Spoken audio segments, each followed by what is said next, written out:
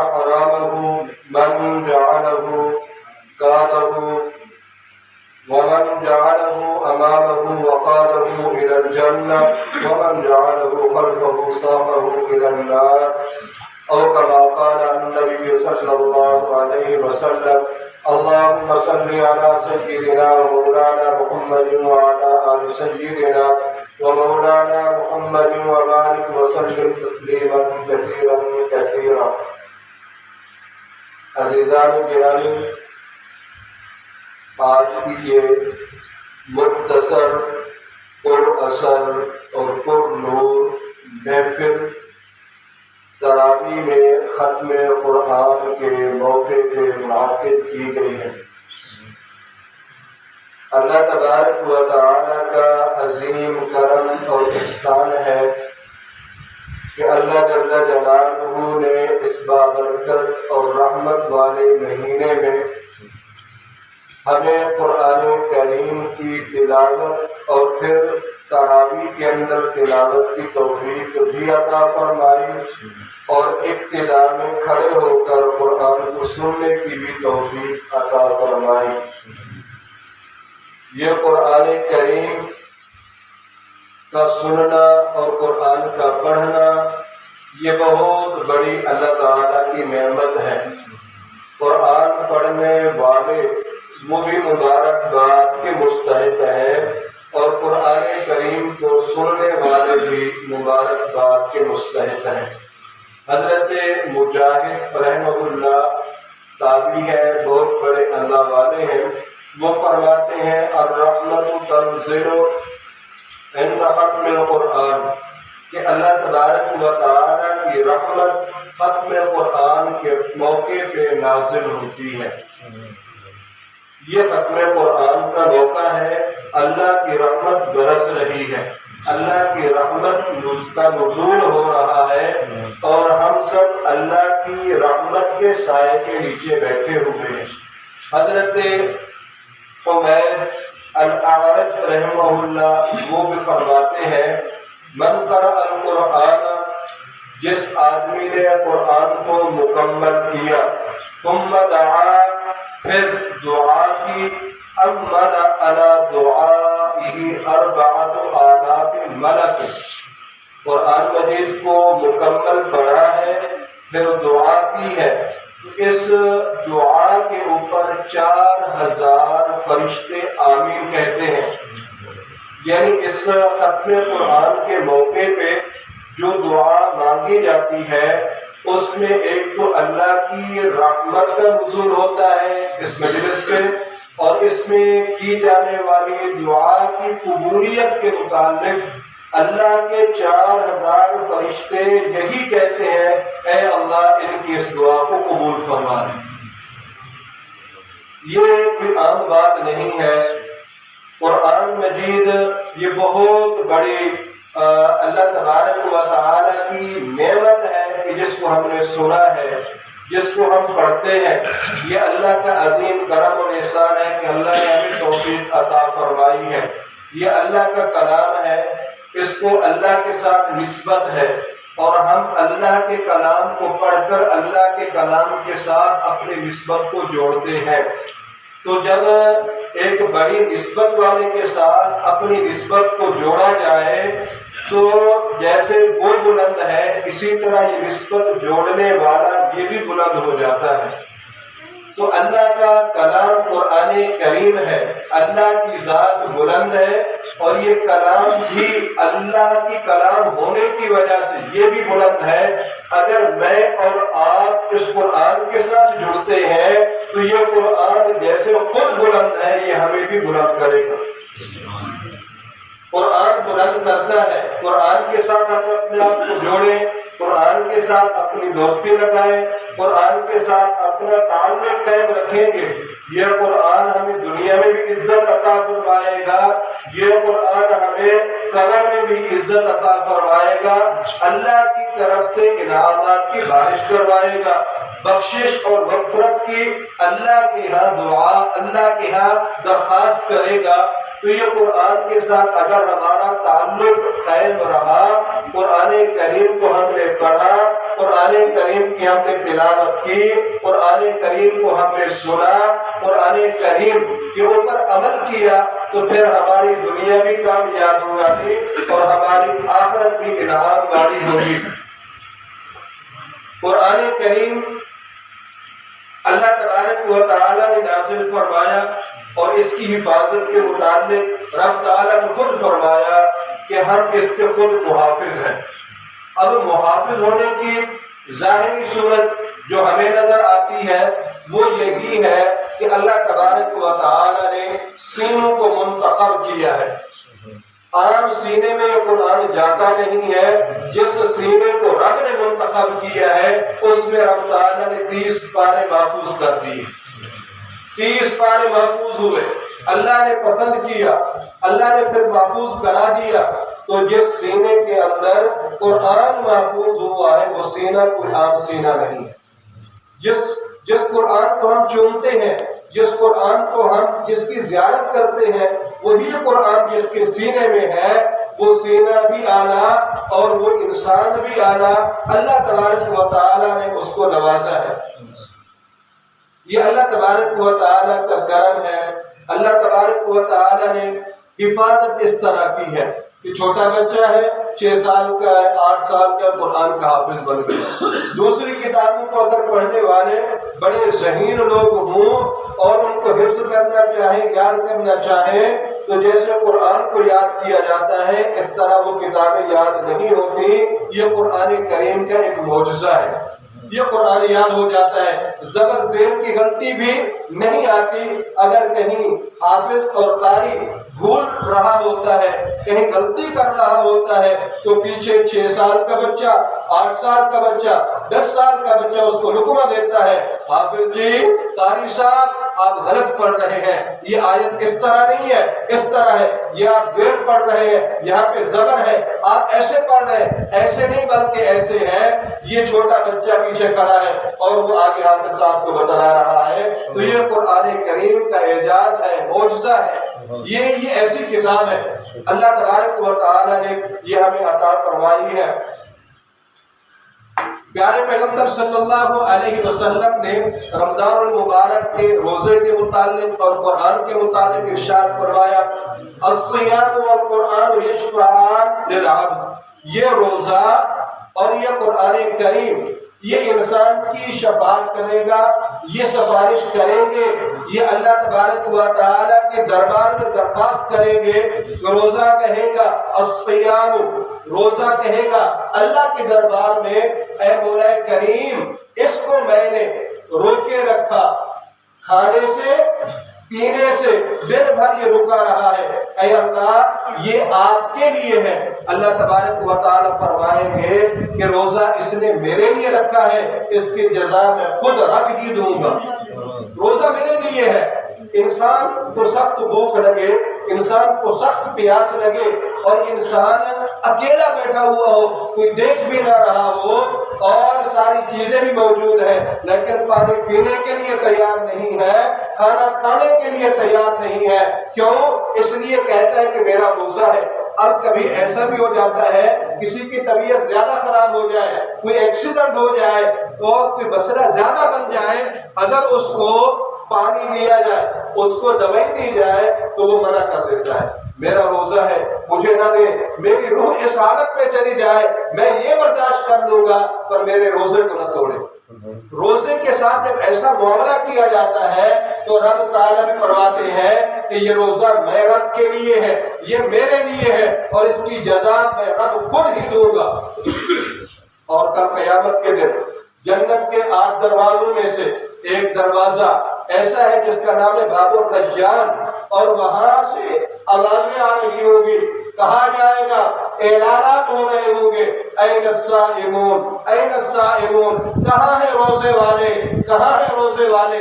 اس دروازے سے منادی ہو رہی ہوگی، بلایا جا رہا ہوگا، روزے والے کہاں ہیں؟ روزے والے کھڑے ہوں گے اور ان کو کہا جائے گا کہ آپ یہاں سے جنت کے اندر داخل ہو۔ وہاں سے صرف روزہ دار ہی داخل ہوگا، وہ دروازہ کسی اور کے لیے نہیں ہوگا، صرف روزہ دار کے لیے ہوگا اور وہی روزے دار اسی سے داخل ہوں گے۔ یہ روزہ اللہ کے دربار میں کہے گا، سفارش کرے گا، اے کہ یہ دن بھر اس نے کھایا نہیں، پیاس لگی ہے، پیا نہیں ہے، اے اللہ میری اس کے حق میں سفارش قبول فرما لے۔ اللہ تبارک و تعالیٰ وہ روزے کی سفارش کو اس بندے کے حق کے اندر قبول فرمائیں گے۔ یہ کتنی بڑی بات ہے، اللہ تبارک و تعالیٰ یہ سعادت ہمیں عطا فرمائے کہ روزہ اللہ کے دربار میں جا کر کہے اے اللہ اس بندے کو معاف کر دے، اس بندے کو جنت کے اندر داخل کر دے، اے اللہ میری سفارش کے اس کام میں قبول فرما لے۔ روزہ ہو اور میرے اور آپ کے لیے سفارش کر رہا ہو تو اس سے بڑا سفارشی اور کہاں ملے گا؟ یہ سفارش روزہ کرتا ہے، رمضان کا روزہ۔ اللہ تبارک و تعالیٰ کے محبوب نے یہ بھی فرمایا یہ تو روزہ ہے وہ سفارش کرے گا، لیکن قرآن بھی سفارش کرے گا۔ قرآن اللہ کے دربار میں کہے گا رب منعتہ النوم باللیل، اے پروردگار میں نے اس کو روکے رکھا، کس بات سے؟ یہ عشاء کے 8 بجے یہ سو جاتا تھا، اب نماز تراویح ہوئی، نماز تراویح میں 1 پارہ سوا پارہ قرآن پڑھا جاتا ہے اور یہ پیچھے قرآن کو سنتا ہے۔ رات کو کھڑے ہو کر نوافل کے اندر، تہجد کے اندر یہ بندہ قرآن پڑھتا رہا ہے، میری تلاوت کرتا رہا ہے، میں نے اس کو سونے سے روک دیا ہے، اس نے میری تلاوت کی ہے، اس نے مجھے پڑھا ہے، اس نے میرے ساتھ تعلق قائم کیا ہے، اے اللہ اس نے مجھے سینے سے لگایا ہے، اس نے نیند کو قربان کیا ہے، اے رب میری سفارش اس کے حق میں قبول فرما۔ اللہ تبارک و تعالیٰ کے محبوب نے فرمایا فَيُشَفَّعَانِ، اللہ روزے کی بھی اللہ قرآن کی سفارش کو ان بندے کے حق میں قبول فرمائیں گے۔ جہاں اللہ کے دربار میں قرآن ہمارے سفارش کے لیے کھڑا ہو جائے، روزہ ہماری سفارش کے لیے کھڑا ہو جائے، تو ہمیں ایسے سفارشی کی ضرورت ہے جہاں کوئی اور نہیں ہوگا، وہاں میرے اور آپ کے نہ ماں ساتھ دے گی، نہ باپ ساتھ دے گا، نہ بھائی ساتھ دے گا، نہ بیوی ساتھ دے گی، ہر ایک کہے گا یوم یفر المرء من اخیہ و امہ، کہ ہر ایک بھاگ رہا ہوگا کہ باپ بیٹے سے، بیٹا ماں سے، کہ کہیں یہ نہ کہہ دے کہ مجھے ایک نیکی دے دے، میری نیکی کم ہو رہی ہے، اگر مجھے آپ امی جان ایک نیکی دے گی تو میرا نیکی والا پرڑا جھک جائے گا، جنت کا فیصلہ ہو جائے گا۔ میری اماں آپ سردیوں کے اندر میرے گیلی جگہ پہ سوتے، مجھے صحیح اور خشک جگہ پہ سلاتی تھی، میرا بہت خیال کرتی تھی، امی جان آج جنت و جہنم کا فیصلہ ہے، امی جان مجھے ایک نیکی کی ضرورت ہے، وہ مجھے دے دے تاکہ میری جنت کا فیصلہ ہو جائے۔ امی کہیں گی بیٹا یہ موقع دینے کا نہیں ہے، پتہ نہیں میرے ساتھ کیا ہوگا، باپ کو کہے گا تو باپ بھی دور بھاگے گا، بیوی جس کے لیے ہم سب کچھ کرتے ہیں اس کے پاس جائیں گے، ہماری ایک نیکی کا مسئلہ ہے آپ ہمیں ایک نیکی دے دیں، تو بیوی بھی دور ہو جائے گی، وہ کہے گی میں بھی نہیں دے سکتی۔ تو وہاں اگر ہمارے لیے قرآن کھڑا ہو جائے، وہاں روزہ کھڑا ہو جائے، اے اللہ میری اس کے حق میں سفارش قبول فرما لے، تو پھر کتنی ہماری خوش قسمتی ہو۔ اس کے لیے ہمیں دنیا کے اندر اپنے آپ کو تیار کرنا ہے، روزہ رمضان کا رکھنا ہے اور پورے آداب کے ساتھ روزہ رکھنا ہے، قرآن کریم کی دل جمی کے ساتھ تلاوت کرنی ہے، قرآن کریم کو دل جمی کے ساتھ سننا ہے اور بڑے شوق کے ساتھ سننا ہے، عشق کے ساتھ سننا ہے۔ اگر ہم قرآن کے ساتھ دوستی لگائیں گے، قرآن یہ دھوکہ نہیں دے گا۔ دنیا کے دوست دھوکہ دے سکتے ہیں، قرآن دھوکہ نہیں دے گا۔ دنیا میں قرآن کے ساتھ آپ اپنا تعلق جوڑ کے دیکھیں، دنیا میں بھی اللہ آپ کو عزت دے گا۔ عزت کیسے نہ دے؟ عزت دیتا ہے، ایک عام آدمی ہے، عام برادری کا ہے، گھٹیا معاشرے کے اندر قوم سمجھ جاتی ہے، اس کا ایک فرد ہے، قرآن کا حافظ بن گیا ہے، قرآن کا قاری بن گیا ہے، اب وہ گھٹیا قوم کا ایک فرد قرآن کے ساتھ اس نے اپنے آپ کو جوڑا ہے۔ اللہ تبارک و تعالیٰ نے پھر پیچھے نہیں، پھر ان کا امام بنایا ہے، پیچھے سید بھی کھڑا ہے، پیچھے خان بھی کھڑا ہے، پیچھے سردار بھی کھڑا ہے، MLA کھڑا ہے، بادشاہ اور صدر وزیر اعظم بھی کھڑے ہیں، پیچھے کھڑے ہیں، اور آگے ایک عام آدمی ہے، قوم کے حوالے سے، مال اور جائیداد کے حوالے سے اس کی کوئی اتنی طاقت اور وسعت نہیں نہیں ہے، اس کی کوئی حیثیت نہیں ہے، عام معاشرے کے اندر اس کو کوئی عزت کی نظر سے نہیں دیکھتا، مالی حوالے سے اس کے پاس کچھ نہیں ہے، فقیر آدمی ہے، کچھ نہیں ہے اس کے پاس، لیکن قرآن نے اس کو یہ عزت دی ہے، مصلی پہ کھڑا کیا، پیچھے بہت سارے لوگ ایسے ہیں جو مال میں اس سے زیادہ ہے، اپنے شعور میں اس سے زیادہ ہے، حسن و جمال سے اس میں زیادہ ہے، مال و جائیداد کے حساب سے اس سے زیادہ ہے، عہدے اور منصب کے حساب سے زیادہ ہے، لیکن ان میں سے کوئی کھڑا نہیں ہوا، کھڑا ہوا تو یہ عام آدمی ہوا۔ کیوں ہوا؟ اس وجہ سے کہ اس نے اپنا تعلق قرآن کے ساتھ دیا۔ قرآن کے ساتھ جب جڑے گا دنیا کے اندر بھی عزت ملے گی، اور قبر میں جب اترے گا اس کے اترنے سے پہلے قرآن وہاں موجود ہو، قرآن وہاں موجود ہوگا۔ اگر فرشتے آئیں گے ان کو روکے گا، ٹھہرو، آپ نے کیا کرنا ہے، کیا کہنا ہے، ہم نے سوال و جواب کرنا ہے، نرمی کے ساتھ سوال و جواب ہوگا۔ اس کے بعد اس کو کہے گا آپ آرام کریں، آپ ٹھہرے، میں اللہ کے پاس جاتا ہوں۔ اللہ کے پاس جا کر اللہ سے درخواست کرے گا قرآن، اے اللہ فلاں بندے کی سفارش میں کرنا چاہتا ہوں، اس کے لیے میری سفارش قبول فرما لے، اس کے لیے جنت کا بستر بھی لے کر آئے گا، جنت کی چیزیں لے کر آئے گا، بستر جنت کے اندر قبر کے اندر بچ جائے گا، بندہ اس کے اوپر لیٹ جائے گا اور یہ کہے گا اب آپ سو جائیں آرام سے، اب آپ سو جائیں آرام سے۔ یہ کہے گا آپ کون ہیں، میں آپ کو جانتا پہچانتا نہیں ہوں، آپ نے اس مقام پہ جہاں کوئی اور نہیں سفارش کر سکتا، کوئی بچا نہیں سکتا، کوئی آ نہیں سکتا، آپ یہاں قبر کے اندر آ کر آپ نے مجھے یہ راحت پہنچائی، مجھے سکون پہنچایا، آپ ہیں کون، آپ اپنا تعارف کروائیں۔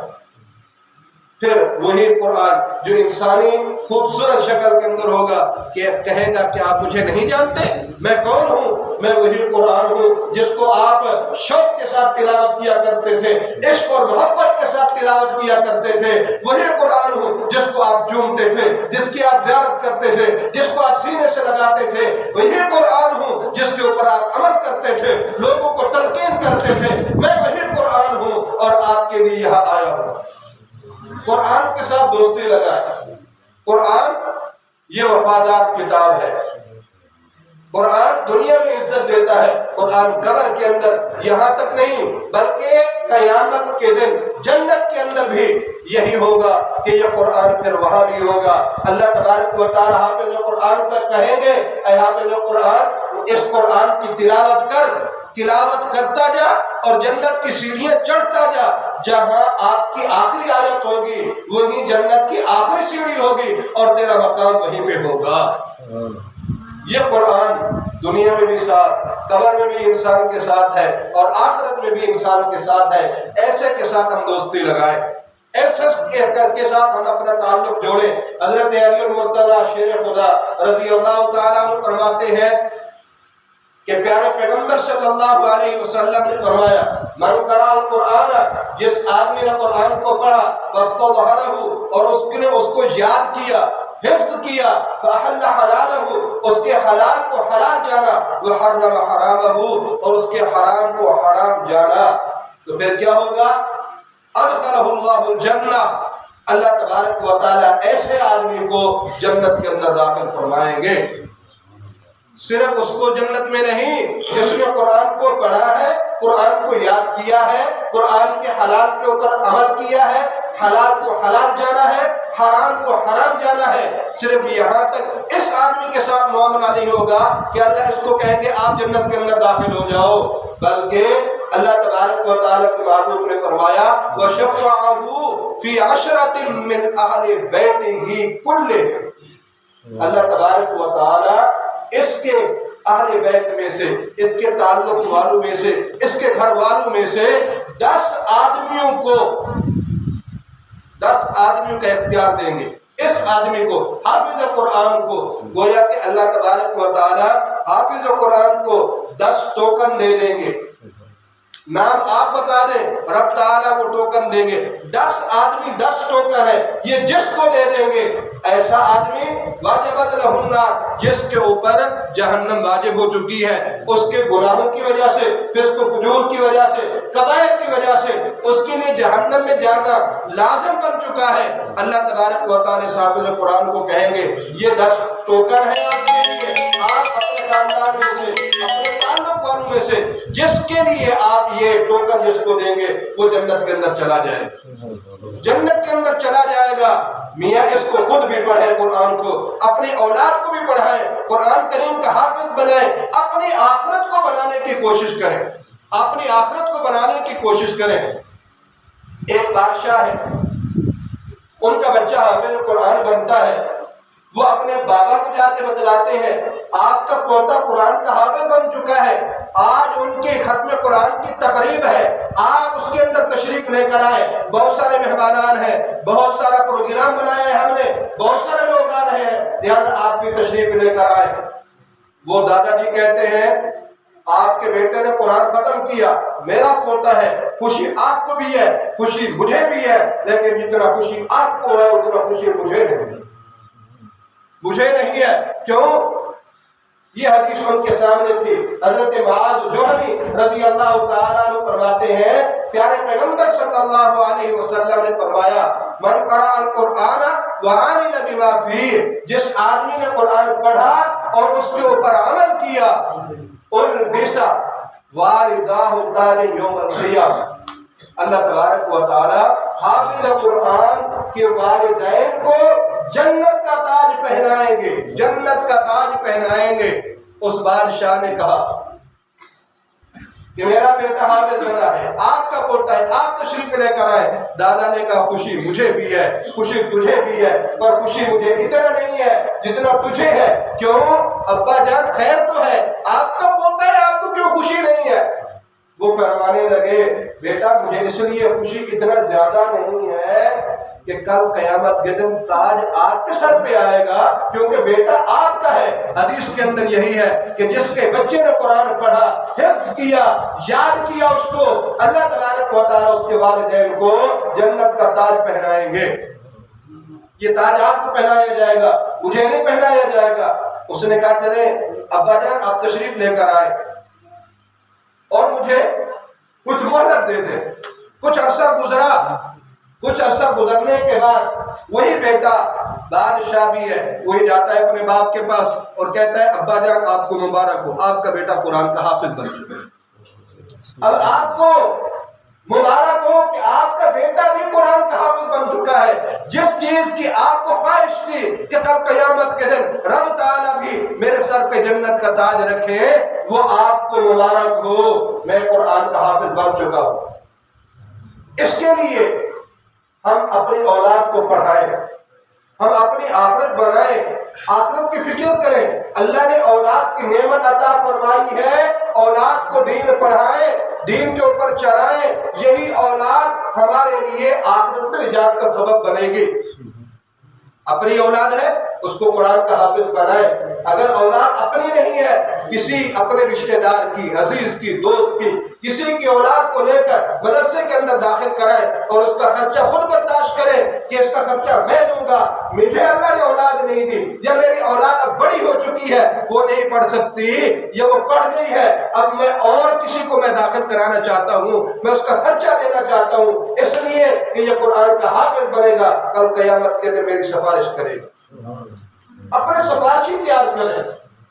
ہمارے اعمال جو ہے وہ تو ہمیں پتا ہے، ہم کتنا کر رہے ہیں، آیا جو کرتے ہیں وہ اللہ کے دربار میں قبول بھی ہے یا نہیں ہے، اس کی ہمیں فکر کرنی چاہیے، اس کی ہم فکر کریں۔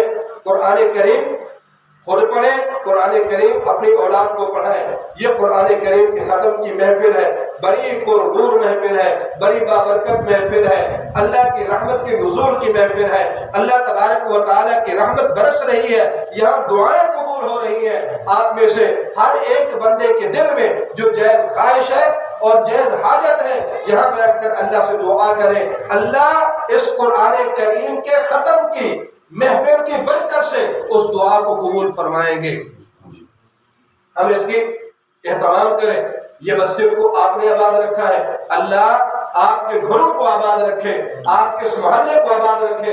جتنی خوبصورت آپ نے مسجد بنائی ہے، میں نے اس کو پہلے بھی دیکھا تھا، یہاں بہت یہ پرانی مسجد تھی اور اس کی جگہ جو تھی نشیبی تھی، اور حضرت بھی فرماتے ہیں کہ یہاں بارش آتی تو پانی نیچے کھڑا ہو جاتا تھا، نماز پڑھنا مشکل ہوتا تھا، لیکن الحمدللہ تھوڑے ہی وقت میں آپ لوگوں کی تھوڑی سی فکر سے الحمدللہ اللہ تعالیٰ کا خوبصورت گھر بن گئے۔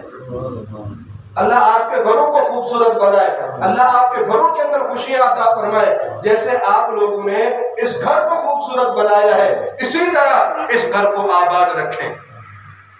اللہ کے گھر کو خوبصورت بنانا بھی اچھی بات ہے، لیکن خوبصورت بنا کر پھر اس کو آباد نہ کرنا یہ بہت بڑی بات ہے، بہت بڑی بری بات ہے۔ ہمیں اس کو آباد کرنے کی کوشش کرنی چاہیے۔ 5 وقت کی ہم نماز پڑھیں، اپنی اولاد کو اس کے اندر پڑھائیں، اس کی فکر کریں، اس کو آباد رکھیں، اللہ تبارک و تعالی ہمارے گھروں کو آباد رکھیں گے۔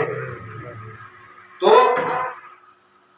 یہ میرے انتہائی واجب اور محترم بھائی بھی ہیں، میرے بڑے بھائی ہیں، اور الحمدللہ ہمارا کافی عرصے سے تعلق ہے، اور مجھے انہوں نے فرمایا تو میں ان کے